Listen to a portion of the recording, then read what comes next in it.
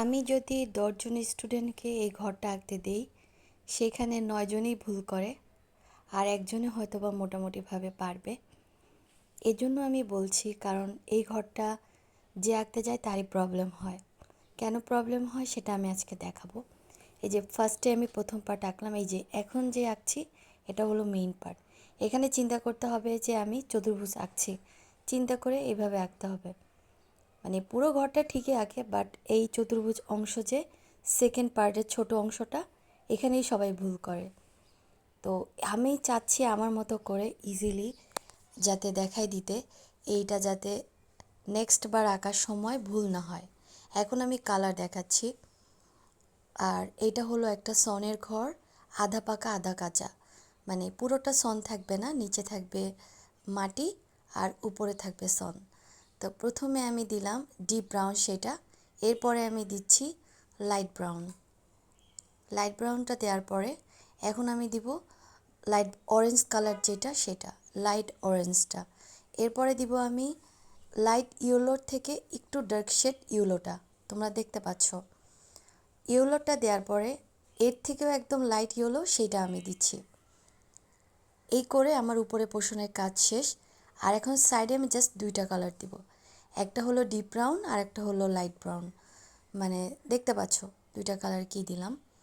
এখন আমি second part colour করছি ঘরের।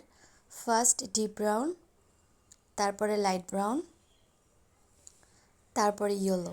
জাস্ট তিনটা কালার দিলেই এখানে হবে, আর দিতে হবে না।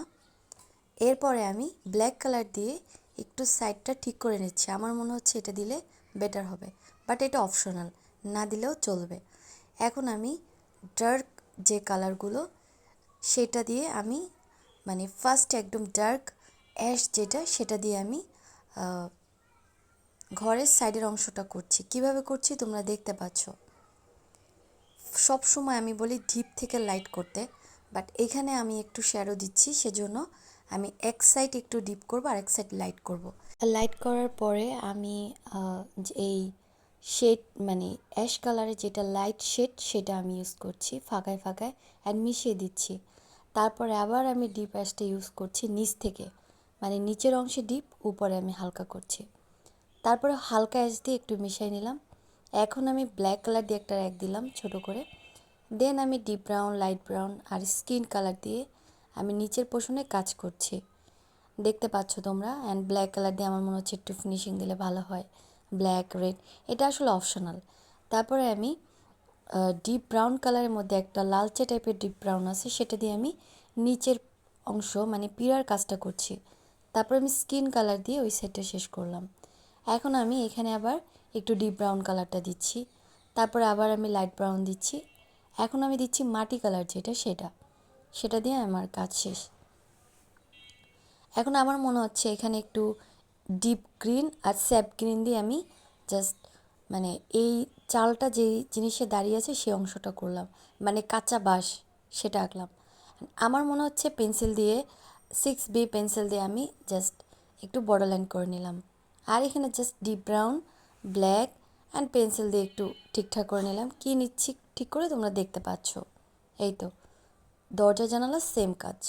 এখন আমি ঘরের নিচের কালারটা করছি, সেটা হলো ফার্স্টে ডিপ গ্রিন, তারপরে স্যাপ গ্রিন, তারপরে জাস্ট লাইট গ্রিন একটু দিলেও হয়, না দিলেও হয়, দেন ইয়েলো।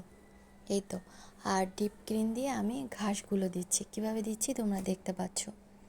প্রতিটা ড্রয়িং আসলে সহজভাবে করা যায় কিছু নিয়ম ফলো করলে। তারপরে আমি পেন্সিল দিয়ে একটু করে নিলাম ঠিকঠাক। এই তো আজকের মতো, আল্লাহ হাফেজ, বাই বাই।